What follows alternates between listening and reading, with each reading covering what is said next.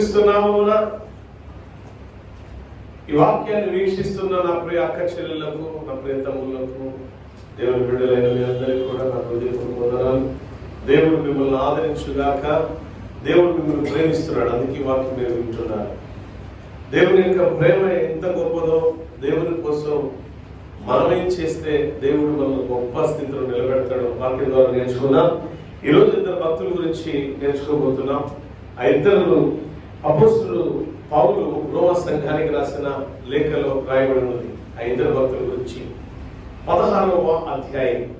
మనం భక్తిగల జీవితంలో ఉన్నాము అని అనుకుంటాం, కానీ మనకు తెలియకుండానే మన భక్తిహీనతలోని దిగజారిపోతూ ఉంటాం.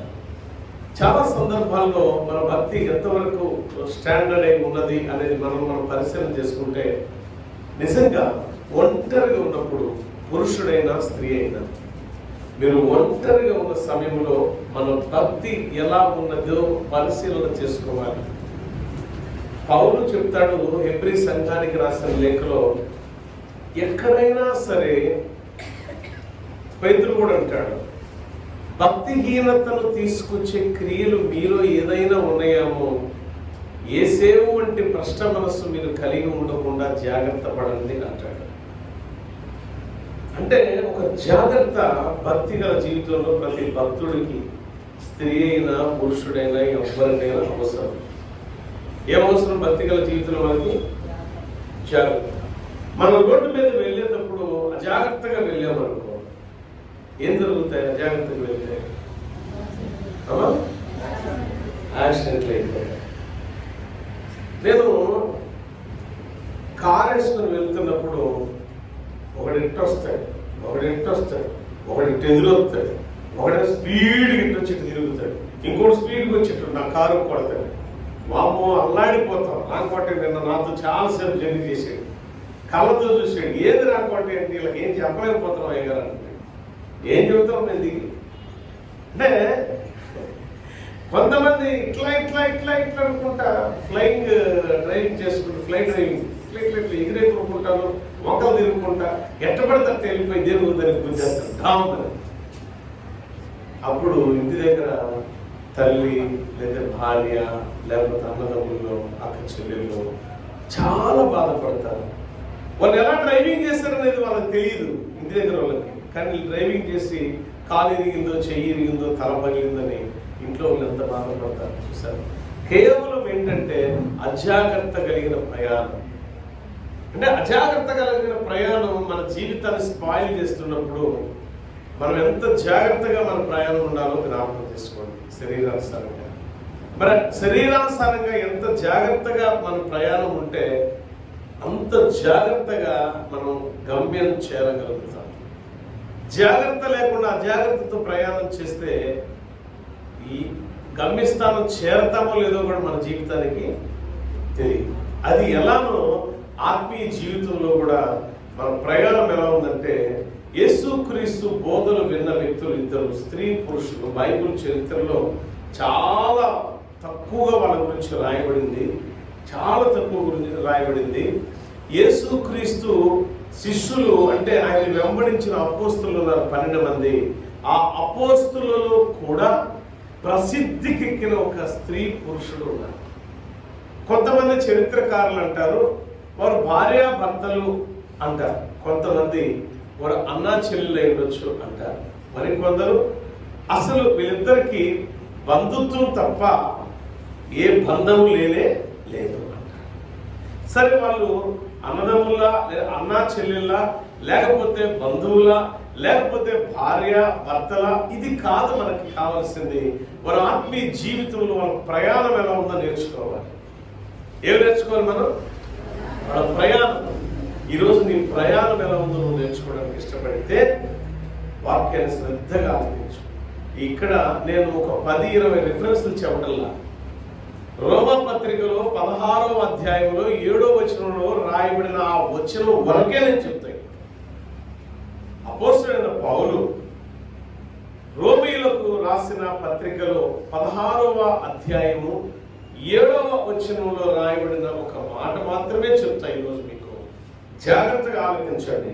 ఆ మాట చదివే వాళ్ళు ఎవరైనా సరే శ్రద్ధగా అవసరమైతే ఒకసారి ముందు నెమరు వేసుకుని తర్వాత చదవండి. ఎందుకంటే బైబిల్ చదివేటప్పుడు మీకు చాలాసార్లు చెప్పాను. ఇప్పుడు నేను గుంటూరు వెళ్ళి వచ్చాను అనుకోండి. నేను గున్ టు రు వే లి వెళ్ళివా చాను. వెళ్ళి వచ్చాడు, వెళ్ళి చచ్చాడు తెలియదు. సో అట్లా చదవకూడదు వాక్యం చదివేది. నేను అనేది స్పష్టంగా ఉండాలా, గుంటూరు అనేది కరెక్ట్గా ఉండాలా, వెళ్ళటం అనేది ఉండాలి దాంట్లో, మళ్ళీ తిరిగి వచ్చేది అనేది చక్కగా ఏ పథకం దిగకు ఆ విధంగా బైబిల్లో రాయబడి ఉంది. 3 అక్షరాలు లేదా 4 అక్షరాలు ఆ పదాన్ని బట్టి కలిపి రాయబడి ఉంటే అక్షరాలు ఆ ఒద్దిక ఆ క్రమాన్ని బట్టి మనం చదువుకుంటే కరెక్ట్గా వచ్చింది లెసన్ మన దగ్గర. చూడండి, చదవండి ఒకసారి 16:7.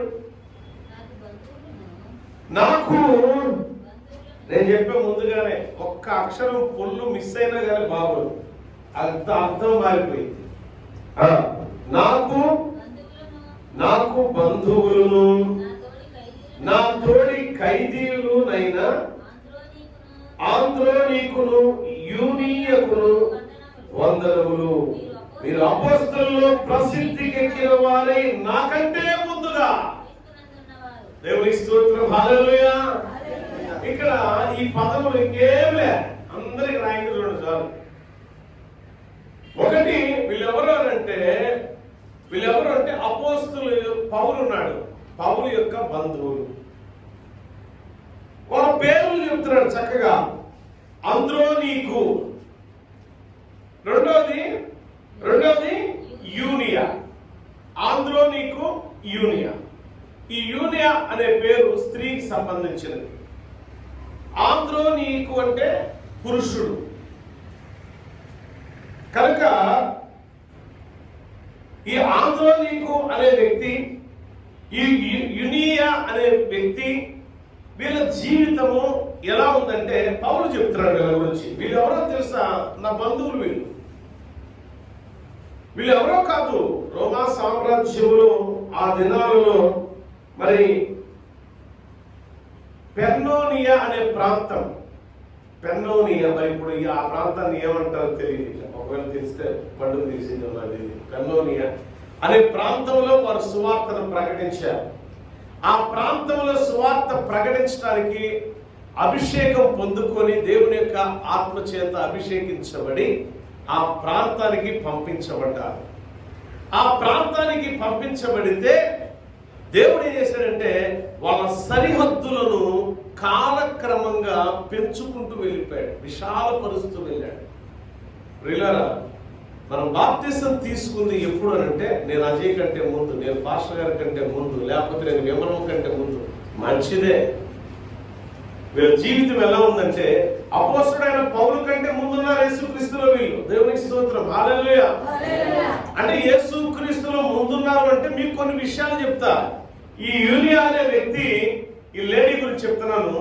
ఈమె మీకు తెలుసో లేదో, యేసు ప్రభు వారు దెయ్యాలు పట్టిన వాళ్ళని, దెయ్యాలు వదిలిస్తూ అనారోగ్యంతో బాధపడుతూ ఉన్న వారిని ఆ స్వస్థపరుస్తూ ఉన్న దినాల దగ్గర నుంచి వీళ్ళు యేసు ప్రభువుని వెంబడిస్తున్నారు. కాకపోతే వాళ్ళ పేర్లు లిఖించబడి రాయబడలా. కొన్ని చరిత్ర గ్రంథాల ఆధారంగా చెప్తున్నాను నేను ఈ మాట. యేసుక్రీస్తులో పౌలు కంటే ముందు ఉన్నారు అంటే యేసుక్రీస్తుని పౌలు కంటే ముందున్న బ్యాచ్ ఎవరు? పేతురు, మనకు తెలిసింది. పేతురు, యోహోను, చెప్పండి మీకు వచ్చిన పేర్లు, అపోస్తలుల పేర్లు. యాకోబు, ఇంకా ఆంద్రే. అంటే వీళ్ళతో పాటు ఫిలిప్పు, వీళ్ళతో పాటు బహుశా వీళ్ళు కూడా నడిచిన వారే. అంటే యేసు ప్రభు ఎలాంటి సూచక్రియలు చేస్తున్నాడు? యేసు ప్రభులో దేవుని యొక్క ఆత్మ ప్రత్యక్షత క్రీస్తునందు ఉన్నది అనడానికి కల్లారా చూసిన వ్యక్తులు ఎవరంటే ఆంద్రోనియా అండ్ యూనియా. వీళ్ళిద్దరు కూడా కళ్ళతో చూశారు. ఆంద్రోనియా, యూనియా అనే వాళ్ళు వీళ్ళిద్దరు కూడా కళ్ళతో, పేర్లు అయితే మనకు కొంచెం డిఫరెంట్ కన్ఫ్యూజ్ ఉండొచ్చేమో, కానీ ఒక స్త్రీ ఒక పురుషుడు గురించి మనం మాట్లాడుతున్నాం. వీళ్ళు అపోస్తలులతో కలిసి నడిచిన వాళ్ళు. కానీ అపోస్తలుల పేర్లు ఎంత ప్రసిద్ధికి ఎక్కినాయో తెలియదు, కానీ అపోస్తలులలో ప్రసిద్ధి అంటే పేరు కానీ ప్రఖ్యాతులు కానీ మనం అనుకుంటాం. ఒక చిన్న పని చేస్తే మనం ఏం కోరుకుంటాం తెలుసా? మైకులో ఈ పెళ్లిలో మొత్తం నేనే కాబట్టి చేసింది, నేను పెద్ద మనిషి నుంచి మైకులో ప్రకటించాను అనుకుంటాం లేదా? అమ్మ, ఒక చిన్న పని మనం చేసామనుకో, నీ పేరు పొరపాటున ఆ ఇంటి యజమానుడు నువ్వు గొప్పగా చేసావని అనకపోతే నువ్వు అలుగుతావు లేదా? అలుగుతావు లేదా? కుమారమ్మ అనగమన్నాను, నీకంటే ముందు నేనే అలుగుతాం. ఎందుకంటే ముఖాలు మనం మార్చేస్తాం. వీళ్ళ గురించి ఎవరు చెప్పాల, ఆయన ముఖాలు మార్చకుండా ఏం చేయాలి తెలుసా? క్రీస్తు యేసు కొరకు వాళ్ళ దేహాన్ని తునాతురకలు చేసుకోవడానికి సిద్ధపడ్డారు. అలాంటి తెలిసి యేసు క్రీస్తు ఈ చేతికి ఒక గాయం, ఈ చేతికి ఒక గాయము, కాళ్ళ మీద గాయాలు, పొట్టలు బడిసితో బల్లెంతో పొడవబడి ఉన్నది, రక్తం కారితే శరీరం అంతా నాగల సారం వలె దున్నితే క్రీస్తు కోసం తునాతురకలు చేసుకోవడానికి కూడా సిద్ధపడిన గొప్ప వీరులు వీళ్ళు, యోగ్యులు వీళ్ళు. చెప్పండి, వీళ్ళకి పరలోక రాజ్యంలో ఎలాంటి గొప్ప స్థానం ఉంది చెప్పాలి ఇప్పుడు. అంటే ఎంత ప్రసిద్ధికి ఎక్కారో తెలుసా? ఆఖరికి వాళ్ళు యేసుక్రీస్తు లోకంలో ఉన్న పాపులందరి కోసం ప్రాణం పెడితే ఆ పాపులను రక్షించే క్రమంలో వీళ్ళ ప్రాణాలు కూడా త్యాగం చేస్తారు మహావీరులు. ఈరోజు మనం ఏం చేస్తున్నాం? ఒక దినం పరిచర్య ఉంది అని అంటే నా కూలి వాసిపోయినాయి, నా నడువుపోయినాయి, నా తల, నా మెడ, నా కాళ్ళు, మనం ఎన్నో చెప్తాం. క్రీస్తు కోసమే సమస్తము త్యాగం చేసిన గొప్ప వీరులు. దేవుని స్తోత్రం, హల్లెలూయా. పెనోనియా అనే ప్రాంతంలో వీళ్ళు సువార్త ప్రకటిస్తుంటే ఆ సువార్త ప్రజ్వలం ఎలా వెళ్ళిపోయిందంటే, ఆ సువార్త ప్రకటిస్తూ ఉండగా అన్య జనులు ఎక్కువగా ఉండే ప్రాంతం అది. యేసుక్రీస్తుని నమ్మిన వాళ్ళు కాదు, అన్య జనులు ఎక్కువగా ఉండే ప్రాంతం అది.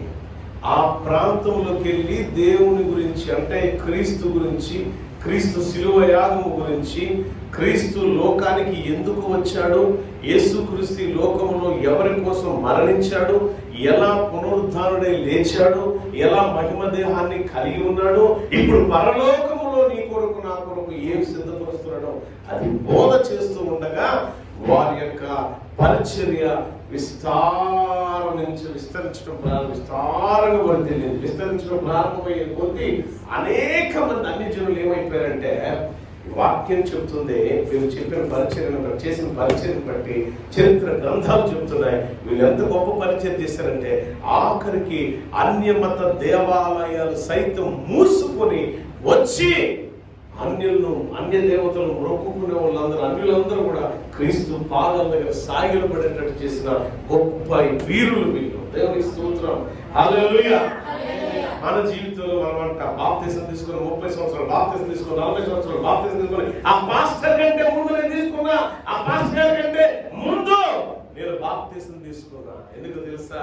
ఈ పాస్టర్ ఇక్కడ రాకముందు నేను బాప్తిసం తీసుకున్నా. కానీ ఏది సుఖం, ఎంత మందిని క్రీస్తు వైపు నువ్వు నడిపించగలిగావు? కనీసం నీ ఇంటిలో వాళ్ళని మార్చుకోవడానికి సిద్ధపడ్డావా? నీ బంధువులకు సువార్త చెప్పడానికి సిద్ధపడ్డావా? నీ ఇరుగు పొరుగు వారికి సువార్త చెప్పడానికి సిద్ధపడ్డావా?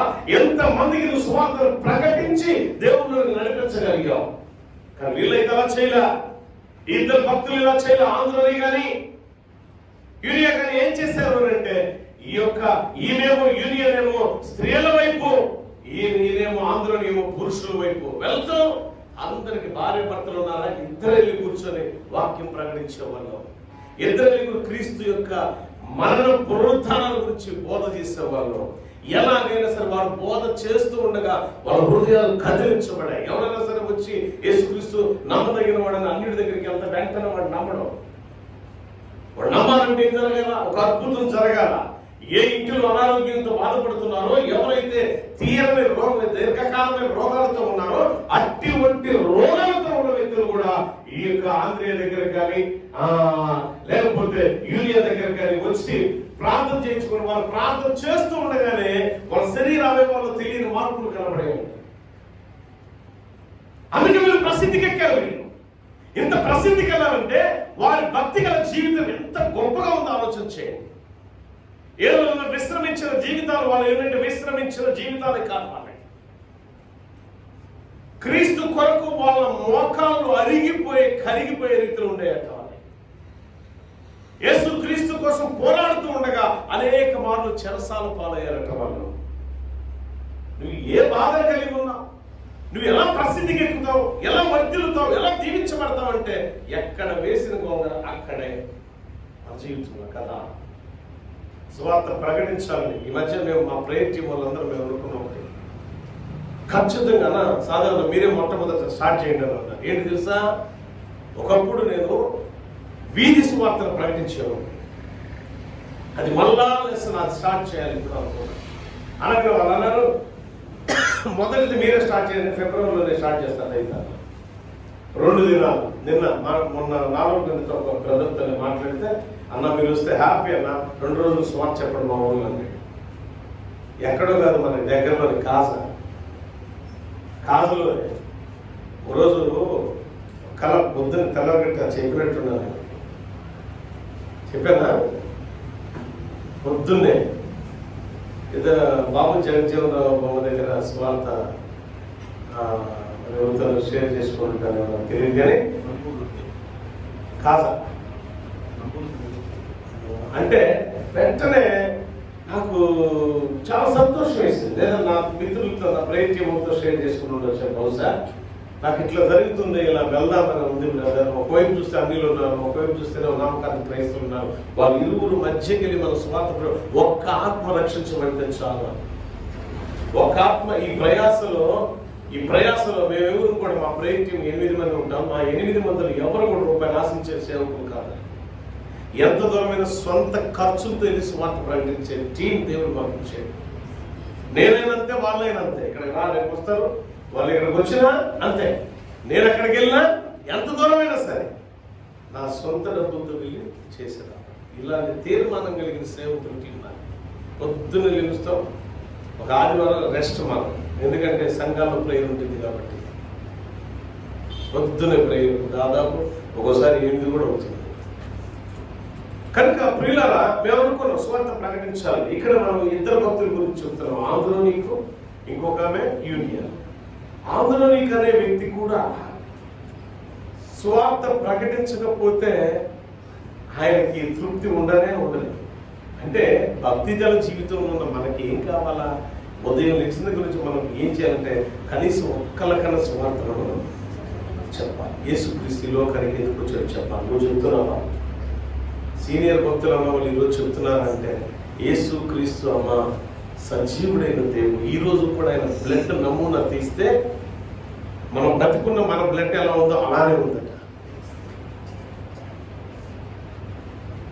ఆంధ్రోనీకు యూరియా చేసిన పని ఏంటంటే, ప్రతి పట్టణాన్ని, ప్రతి పల్లెటూరుని, ప్రతి గ్రామాన్ని వదిలిపెట్టకుండా సువార్త ప్రకటిస్తూ వెళ్ళారు. ముఖ్యంగా వీళ్ళు చేసిన పని ఏంటంటే, అన్య మతస్థుల దగ్గరికి, అన్య జనుల దగ్గరికి వెళ్ళి సువార్త ప్రకటించారు. ఎలాంటి పరిస్థితుల వల్ల ఉన్నారో ఆ పరిస్థితిని మార్చే, ఇప్పుడు మనం వచ్చి బాగా కృంగిపోయి ఉంటాం ఆర్థికంగా, అప్పుల బాధతో మనం నలిగిపోతున్నాం. ఇటు వచ్చిన తూర్పు వచ్చిన, పడవ వచ్చిన, ఉత్తరం వచ్చిన, దక్షిణం వచ్చిన అప్పులు ఎమ్మడపడి ఉన్నారనుకోండి, మనకి ఎలా ఉండిద్ది? ఇంటికి వెళ్ళి ప్రశాంతంగా నిద్రపోగలుగుతామా? బామ్మ ఎటు నుంచి వస్తాడు, దాక్కుని తిరగాలి వచ్చి. నిత్యము రోగం అంటే ఎలా ఉండిద్ది మన దేహం మీద? మనకే చెప్పండి. అంటే ఎన్ని మందులు ఈ దేహంలో నీకు పంపించినా, ఎన్ని టాబ్లెట్లు మింగినా, ఎన్ని రకాల మందులు, ఎన్ని రకాల వైద్యాలు చేసినా ఈ దేహం ఎట్టి పరిస్థితుల్లో బాగుపడదు అనుకున్నప్పుడు మనం ఎంత నలిగిపోతామో. ఆ నలిగిపోతున్న వ్యక్తులను ఆదరించి ప్రార్థించినప్పుడు యేసునామములో వారి శరీర అవయవాలు నూతనపరచబడటం ప్రారంభమైనాయి. అందుకే వీరు అపోస్తలుల్లో ప్రసిద్ధికి ఎక్కారు. దేవునికి స్తోత్రం, హల్లెలూయా. మనం ఏం చేయాలి? మనం ఏం చేస్తున్నాం? వాక్యం ప్రకటిస్తున్నామా? లేదు. సువార్త ప్రకటించడం లేదు, లేక కీర్తనలు పాడటం లేదు, ఎదుటి వారి కోసం ప్రార్థన చేసే మనసు అంతకంటే మనకి లేదు. ఎలా మనం ప్రసిద్ధికి ఎక్కుతాం? మన బతుకులు ఎక్కడ వేసిన గొంగలు అక్కడే అన్నట్టు ఉంటే ఎట్టి పరిస్థితుల్లో నీ బతుకంతా నువ్వు చచ్చేంత వరకు అలా బైబిల్ చరిత్రలోనే ఒక భక్తుని గురించి నేను చదివాను. ఆయన ఏంటంటే క్రీస్తులోనికి వచ్చిన దగ్గర నుంచి మరణం అయ్యేంత వరకు అన్ని కష్టాలు ఉంటాయి. పోయినసారి కూడా ఒకసారి చెప్పాను, 2 వారాల ముందు 3 వారాల ముందు చెప్పాను, పేరు గుర్తులేదు నాకు. ఆయన బ్రతికి ఎలాంటిది అంటే యేసుక్రీస్తు నమ్మి ఆయన అనుసరించడం ప్రారంభించిన దినం మొదలుకొని యేసుక్రీస్తు పిలుపు వచ్చేంత వరకు ఆయన ఎలా బ్రతికాడ్రా బాబు అని అంటే అన్ని కష్టాల్లోనే, అన్ని బాధల్లోనే, అంత నలిగిపోతూ క్రీస్తు కోసం కరిగిపోయాడు, ప్రజల కోసం వెలిగిపోయాడు. అలా జీవించడం భక్తుడు. మనం భక్తులమే అని చెప్పుకుంటున్నాం కానీ భక్తిహీనత మన దగ్గర ఉంది. ఆ భక్తి లేదు మన దగ్గర. లేదు. ఒకటి చెప్తా మీ అందరికీ, నిజంగా మనం భక్తి గల వ్యక్తులమైతే అంటే విశ్వాస జీవితంలో జీవించే వ్యక్తులుగా మనం ఉంటే ఖచ్చితంగా మనం ప్రార్థన చేయగానే దేవుడు కార్యం చేస్తాడు. మనం ప్రార్థన చేస్తే చాలు, దేవుడు ఖచ్చితంగా అంగీకరిస్తాడు ఇతరుల కోసం. మీరు అనుకోవచ్చు, నా కోసం నేనే చేస్తున్నా, దేవుడు ఇవ్వట్లేదు. కాదు. ఎవరి కోసం ప్రార్థన చేశాడు? తన స్నేహితుల కోసం ప్రార్థించాడు. అపోస్తలుడైన పౌలు ఎవరి కోసం? సంఘంలో ఉన్న బిడ్డల కోసం, తన తోటి యోధుల కోసం ప్రార్థన చేశాడు. మరి నువ్వెవరి కోసం ప్రార్థన చేస్తున్నావు? నిన్న నేడు నిరంతరం ఏకరీతిగా ఉన్న దేవుడు మనకు అనేక రకాల మార్గాలు చూపిస్తే నిన్న నేడు రేపు నా కోసం, నా భార్య కోసం, నా బిడ్డల కోసం ఇంతే సంగతులు ఇట్లు నా చిరునామాన్ని చదివినంటే ప్రార్థన చేసేస్తాడు.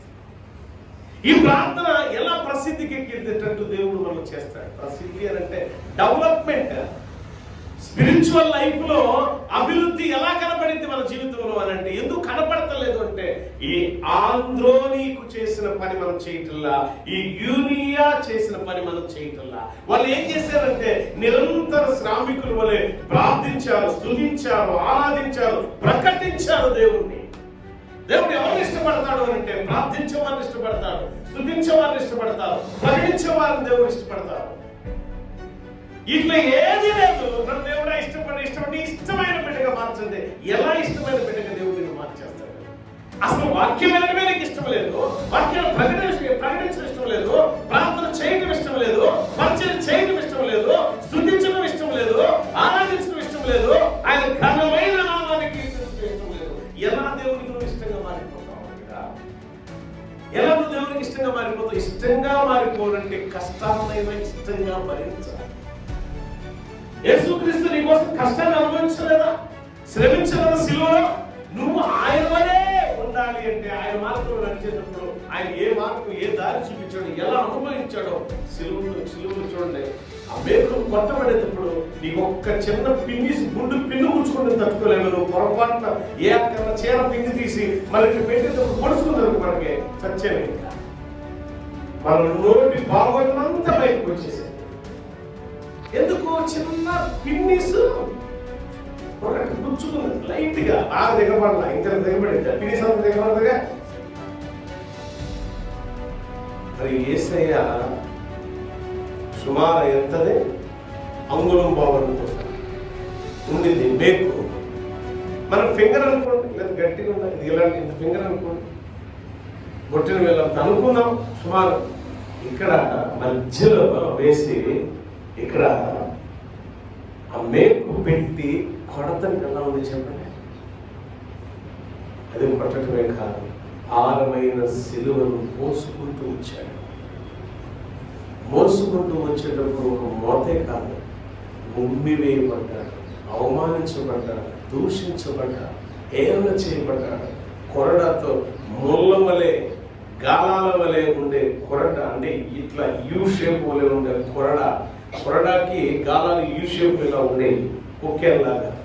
ఆ గాల కొరడా కొట్టగానే ఆ గాలన్నీ శరీరంలో దిగబడి ఇట్లా చీకి పీకి వచ్చినట్టు వచ్చేది. స్కిన్ అంతా కూడా దాదాపు 580 చిల్లర గాయాలు ఆయన దేహంలో, యేసయ్య దేహంలో. ఎవరి కోసం అంత గాయపరచబడ్డాడు?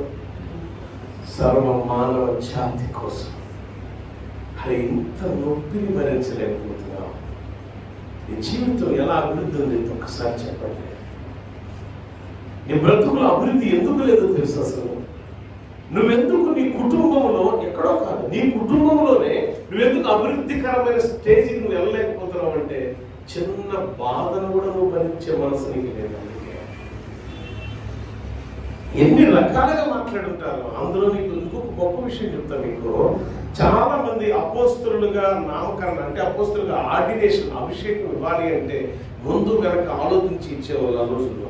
అపోస్తలులు కాని వాడిని నువ్వు స్వీకరించేవాడు కాదని ప్రకటన గ్రంథంలో కొన్ని సంఘాలకు లేఖ రాస్తూ ప్రకటన గ్రంథంలో అపోస్తలు కాని వాడిని అపోస్తలుగా నువ్వు 80% అంగీకరించేవాడు కానీ కాదని సంఘానికి హెచ్చరిక చేస్తారు. అంటే అపోస్తలత్వం తీసుకోవాలంటే ఒక అర్హత ఉండాలి. ఏముండాలా?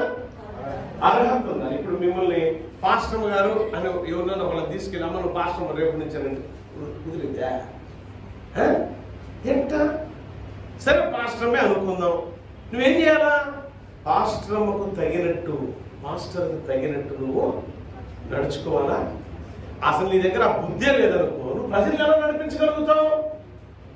ఒక పాస్టర్గా ఉండాలంటే, ఒక పాస్టర్గా ఉండాలంటే, లేక ఒక అపోస్తలుగా ఉండాలంటే, ఒక బిషప్గా ఉండాలంటే, ఒక మంచి ప్రవక్తగా ఉండాలంటే, అవన్నీ నీకు వర్తించాలంటే నువ్వు ఎలా ఉండాలంటే నీ ప్రవర్తన కరెక్ట్ ఉండాలి.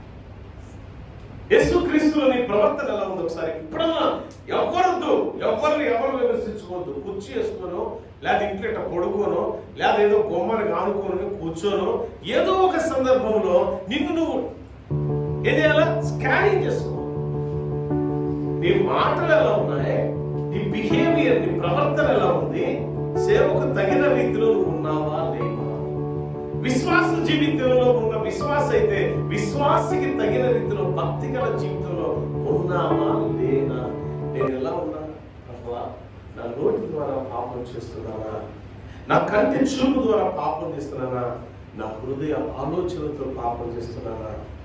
లేక నా తలంపులతో నేను ఎప్పుడన్నా ఎవరన్నా పరిశీలన చేసుకున్నారా? ఎదుటి వారి హృదయాన్ని గాయపరిచి పాపం చేస్తున్నానా? లేక నీ నామానికి అవమానకరంగా ప్రవర్తిస్తూ నేను తప్పు చేస్తున్నాను? ఎందుకు నేను ప్రసిద్ధి డెవలప్మెంట్ అనేది ఎందుకు లేదు నా జీవితంలో అంటే ఆ కారణాలను తెలియపరచని అడగాలి. జనరల్ గా మన లోకంలో ఒక బంధువు గురించి తోటి బంధువు గొప్ప అని చెప్తారమ్మా. వాడా ఏం చెప్తారా? సహజసిద్ధంగా చెప్పండి. మనం ఎదుటి వారిని పొగుడుతామా? మనం ముఖ్యంగా బంధువులు బయట పొగుడుతామే. రక్త సంబంధికులు బంధువులు పొగుడుతాము గొప్పలని జనరల్గా చెప్పాలా? పౌలు నోటికి వచ్చినట్టు మనం మాట్లాడతాం. కానీ పౌలు ఏమంటారు తెలుసా? నాకంటే క్రీస్తులో ముందున్నారు. ఎక్కడున్నారంటే క్రీస్తులో ముందున్నారు. అందులో బట్టి దేవుని స్తోత్రం. నాకంటే అపోస్తలుల్లో ప్రసిద్ధికి ఎక్కారు వీళ్ళు. అందులో బట్టి దేవుని స్తోత్రం. ఎవరిల్లు? నా బంధువులంటే గొప్పగా గర్వంగా చెప్పుకుంటున్నాడు. నా బంధువులు ఎలాంటివో తెలుసా? అపోస్తలత్వం స్వీకరించడమే కాదు, స్వీకరించిన అపోస్తలత్వానికి తగిన రీతిలో వీళ్ళు ప్రవర్తిస్తున్నారు. ప్రసిద్ధికి ఎక్కారు. ప్రవర్తించడమే కాదు, ఒక డెవలప్మెంట్ అనేది దాంట్లో చూడగలిగా నేను అంటున్నాను. ఈ యూలి అనే స్త్రీ కూడా అపోస్తలత్వం ఇవ్వడానికి చాలా మంది వంకలు పెడతారు జనరల్ గా. కానీ ఆమెకి ఎట్టి పరిస్థితుల్లో వంకే చేయలేదంట ఆ రోజుల్లో. ఈ యూలి అనే స్త్రీకి ఏమైంది? అపోస్తలు ఏంది? కాదు, ఏ ఒక అపోస్తలత్వం ఇవ్వాలా? వద్దు అంటారు. కానీ ఆమె నన్నల కారణం ఏంటి తెలుసా? ఆమె క్యారెక్టర్. ఇంతమంది స్త్రీలు ఇక్కడ ఉన్నారు, పురుషులు ఉన్నారు. మన క్యారెక్టర్ ఎలా ఉంది? మన భక్తులు అని చెప్పుకుంటూ మనం నిజంగా భక్తులు కదా. ఒక్క వ్యక్తి కోసం ప్రార్థన చేసామా? కన్నీరు కారుస్తూ. ఒక్క వ్యక్తి బాగోలేదు అని అంటే ఆదరించామా? ఒక్క వ్యక్తి జీవితం బాగోలేదని, ఆర్థిక స్థితి బాగోలేదని, బిడ్డలు బాగోలేదని ఏనాడన్నా వాళ్ళని దర్శించి ప్రార్థించి వచ్చామా? వాళ్ళ కోసం ఇంట్లో ఉన్న సరే నువ్వు మోకరించి ప్రార్థన చేసే సమయంలో ఆ మోకరించినప్పుడు పలానా అక్కగా బాగలేదని విన్నాను, ప్రభువా కృపంచి ప్రార్థించావా? ఫలానా అక్క కోసం ప్రార్థన చేసిన నీవు ఆ అక్కకి వెళ్ళి దేవుని గురించి ప్రకటన చేసావా? ఏమంటే నా ఇంట్లో వాళ్ళకి చెప్పుకోవట్లేదు, అలాగేం చెప్పమంటా నేను అంటే సహజంగా సో భక్తి గల జీవితంలో ఉన్న మనం ఏమి నేర్చుకోవాలంటే, ఈ ఆంద్రోని దగ్గర నేర్చుకోవాల్సింది, యూనియా దగ్గర నేర్చుకోవాల్సిన మాటలు ఇప్పుడు 7వ వచనంలో చదివితే మనకు అర్థమవుతుంది. బంధువులు, బంధాలు, బంధుత్వాలు కాదు కానీ క్రీస్తు ఖైదీగా, క్రీస్తు కొరకు ఖైదీ చేయబడిన వ్యక్తిగా ఉన్నాడు. అంటే క్రీస్తు ద్వారా, క్రీస్తు బంధకాలలో బంధించబడిన వ్యక్తులుగా అభివర్ణించాడు వాళ్ళు. అంటే క్రీస్తు తప్ప వాళ్ళ జీవితంలో ఇంకొక ఎట్టి పర్సన్ యాక్సెప్ట్ చేయలేదు. క్రీస్తు ఖైదీలైన ఆంద్రోనియా అండ్ యూనియా, వీళ్ళిద్దరి గురించి చెప్తూ అపోస్తలత్వం స్వీకరించిన తర్వాత, అంటే పరిచర్య దినాలు అప్పగించిన తర్వాత, నేను చెప్పాను పెన్నోనియా అనే ప్రాంతంలో వీళ్ళు, ఆ పెన్నోనియా అనే ప్రాంతంలో సువార్త ప్రకటిస్తూ ఉంటే ఆ ప్రాంతానికే వాళ్ళు కట్టుబడి ఉండక ఆ ప్రాంతపు సరిహద్దును దేవుడు విశాలపరిచాడట. పెన్నోనియా ప్రాంతంలో ఆ యొక్క అన్యజనుల దగ్గరికి వెళ్ళి సువార్త ప్రకటిస్తుంటే అన్యజనుల మధ్య వారు చేసిన అద్భుతాలు, మహా ఆశ్చర్య కార్యాలను బట్టి వాళ్ళందరూ కూడా దేవుని తిరిగారు. తిరగడమే కాదు, అన్య దేవాలయాలు ఏవైతే మన దేవాలయ ద్వారాలన్నీ మూయబట్టమే కాదు, కాలక్రమేణా కూల్చివేయబట్టమే కాదు, అదే ప్లేస్ లో చర్చిల నిర్మాణం జరిగింది. దేవుని స్తోత్రం, హల్లెలూయా. ఇలా జరుగుతుంటే తట్టుకోలేక అపవాది ఏం చేస్తాడు, వాళ్ళ మీద దాడి చేసినప్పుడు ఆ దాడిలో క్రీస్తు కోసం మా ప్రాణాలైనా అర్పిస్తామని సిద్ధపడి 2 ప్రాణాలు కోల్పోయారు. ప్రాణాలు కోల్పోతే ఆ క్రీస్తు శకం 5వ శతాబ్దంలో వారి యొక్క దేహాలు, ఆ ఎముకలు తేబడి, ఆ ఎముకల అవశేషాలు పలానాయని కనిపెట్టిన తర్వాత ఆ ఎముకలు ఉన్న ప్రాంతంలో ఒక గుట్టగా వేసి సెంట్ ఆండ్రోస్ చర్చ్ అని ఒకటి పెట్టారు. సెంట్ ఆండ్రోనికస్ చర్చ్ ఒకటి నిర్మాణం జరిగింది రోమ్, ఇటలీలో. ఆండ్రోనికస్ చర్చ్ ఎముకలు గుట్ట పోయిబడిన ప్లేస్ లో గొప్ప పరిశుద్ధ దేవాలయం నిర్మాణం జరిగింది. ఆ నిర్మాణాన్ని బట్టి అనేక మంది వారి తట్టు తిరిగారు. అంటే వారు మరణించిన తర్వాత కూడా వారి మరణం అనేకులకు సువార్త దారి తీసింది. వారి మరణం అనేకులకు వెలుగుగా మార్చబడింది. మరి మనం పుట్టామంటే పుట్టాం, బతికామంటే బతికాం, చచ్చామంటే చచ్చాం, లేపడ్డాం, దేవుని తీర్మాన దినము నరకం వేయబడతాం. ఇదే బ్రతికంటే భక్తులు మనం భక్తిగల జీవితంలో బ్రతికేటప్పుడు దేవుడు మనల్ని ఎందుకు పుట్టించాడు, అసలు మనం ఎందుకు బ్రతుకుతున్నాం అంటే, దేవుడు నిన్ను చేసింది మట్టిని, మన్నును తీసుకొని చక్కగా తన పోలిక ఉండాలని చెప్పి తన పోలికతో నేను నిర్మాణం చేసి తన జీవాన్ని మనకిచ్చి బ్రతుకు ఈ సృష్టి మీద ఏలుబడి చేయబిడ్డ అంటే ఆజ్ఞను అతిక్రమించి పాపమును పడిపోతే మరలా ఆయన నిన్ను ప్రేమించి పాపము నుండి విమోచించడానికి తన స్వార్థం ఇచ్చి నేను సంపాదిస్తే మరలా ఆయనకు అవమానకరంగా పాపంలోనే బ్రతకటం ఎంత వరకు, ఎంత కాలం దేవుడు సహిస్తాడు? ఎంత కాలం ఈ బాధ దేవుణ్ణి ఎంత దుఃఖ పెడుతున్నారో తెలుసా? మార్పు లేకుండా జీవితాలలో ఉంటే ఇలా కాదు. బ్రతికాడు, జన్మించాడు. ఆంధ్రోనికి జన్మించి క్రీస్తుని తెలుసుకున్నాడు, క్రీస్తుని వెంబడించాడు, క్రీస్తు కోసం మరణించాడు. క్రీస్తు నామం బట్టి రేపు పునరుత్థానుడై లేపబడతాడు. క్రీస్తు నామం బట్టి లేపబడి పునరుత్థానుడై లేపబడిన వాడు మహిమ దేవునితో క్రీస్తు చెంత చేరతాడు. మరి నువ్వు నేను పుట్టాను, బ్రతుకుతున్నావు. ఎలా బ్రతుకుతున్నావు? ఎందుకు బ్రతుకుతున్నావు? కొంతమంది అయితే అసలు ఎందుకు బ్రతుకుతున్నావు భూమి మీద తెలియకుండా బ్రతికెళ్తా ఉంటారు. ఈ జీవితం కరెక్ట్ కాదు. ఒకసారి మనం మార్చుకున్నాం. మన జీవితం ఎలా ఉండాలంటే, మన బ్రతుకు ఎలా ఉండాలంటే, మనం మరణమైన 10 మందికి మంచి మార్గాన్ని చూపించాలి. అలాంటి బ్రతుకు మనం బ్రతుకున్నాం. అందులో నీకు అదే పనిచేశాడు, యూనియన్ ఆడపిల్ల కూడా ఆ తల్లి కూడా అలాంటి పని చేసింది. ఇంకో విషయం చెప్తాను మీకు. ఈ యూనియన్ అనబడిన ఈ తల్లి అనేక మంది తల్లిగా మార్చబడిందట. ఈమె ద్వారా అనేక మంది అపోస్తులుగా అభిషేకాన్ని పొందుకున్నారట. అంటే ఈమె ద్వారా ప్రపంచవ్యాప్తంగా స్వార్థ ప్రకటించబడింది. ఒక స్త్రీ ఒక పురుషుడు తలుచుకుంటూ ఏదైనా చేయగలరని వీళ్ళిద్దరు జీవించిన సాదృశ్యం. మరణ పర్యాంతం వరకు కూడా క్రీస్తు కోసం బలైపోవడానికి సంసిద్ధంగా ఉన్నారు. నిజంగా యేసుక్రీస్తు మీద బలైపోతావు, నువ్వు క్రీస్తు కొరకు చచ్చిపోతావు, అంతసాక్షిగా అయిపోతుంటే ఎస్ నేను రెడీ అన్నారు. ఇద్దరు కూడా చంపేశారు, తనాతులుగా చేశారు. తల ఉంచుకున్న మరణానికి అప్పగించుకున్నారు. బట్ ఆత్మీయ జీవితంలో సజీవులై లేపబడి క్రీస్తు చెంత చేర్చబడ్డారు. నీ జీవితం, నీ బ్రతుకు ఎంతకాలం గమ్యం లేని బ్రతుకు నువ్వు బ్రతుకుతావు. యేసుక్రీస్తు కోసం నువ్వు బ్రతికావు, మనం బ్రతుకుతాం. బతికేమంటే బతికేం కాదు, మనం నలిగిపోతాం, మనం క్రీస్తులో కరిగిపోతాం. అనేక మంది దీపాలను మనం వెలిగిస్తాం. దేవుడి మాటలు దీవించుగాక. ఆమె ప్రార్థన చేసుకుందాం. మహాపరిశుద్ధుడా, మహోన్నతుడా, నీ స్తోత్రాలయ్యా. అందులో నీకు యూనియా ఇద్దరు కూడా గొప్ప పరిచయం చేసిన పరిచారకులు. నా బంధువులు ఎంత గొప్ప పరిచారకులు అంటే గర్వంగా చెప్తున్నాడు, అపోస్తలులో ప్రసిద్ధికి ఎక్కిన వారు వీళ్ళు. అంతేకాదు, నాకంటే ముందు క్రీస్తులు నడిపించుకోలేదు.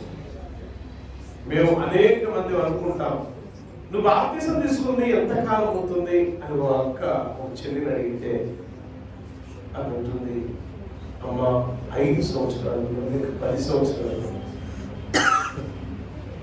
కానీ అక్కడ ఉంది కదా, నేను బాప్తిసం తీసుకుని 30 సంవత్సరాలు, కానీ ముగ్గురు కూడా రక్షణలో నడిపించలేదు. బ్రతుకయ్యా, ఎందుకు బతుకుతున్నామో తెలియదు. మా బ్రతుకు ఒక అర్థాన్ని ఇవ్వాలి. మా బ్రతుకు అనేక మంది జీవితాలు వెలిగించాలి. మా బ్రతుకు అనేకులను సత్యములోనికి నడిపించే మార్గదర్శకమై ఉండాలి. అట్టి జీవితాలు దయచేసి నమ్మకమైన పరిచారకుడుగా, బహు నమ్మకమైన బలాదాసుడు అనే రీతిలో నీ మెప్పు పొందుకునే వారిగా మమ్మల్ని ఉంచి నీలో వర్తిల చేయమని వాక్యాన్ని వీక్షిస్తున్న బిడ్డలు ఎందరైతే అనారోగ్యంతో బాధపడుతున్నారో అట్టి బిడ్డలందరినీ మీరు తాకండి. పరిపూర్ణ స్వస్థత దయచేయండి.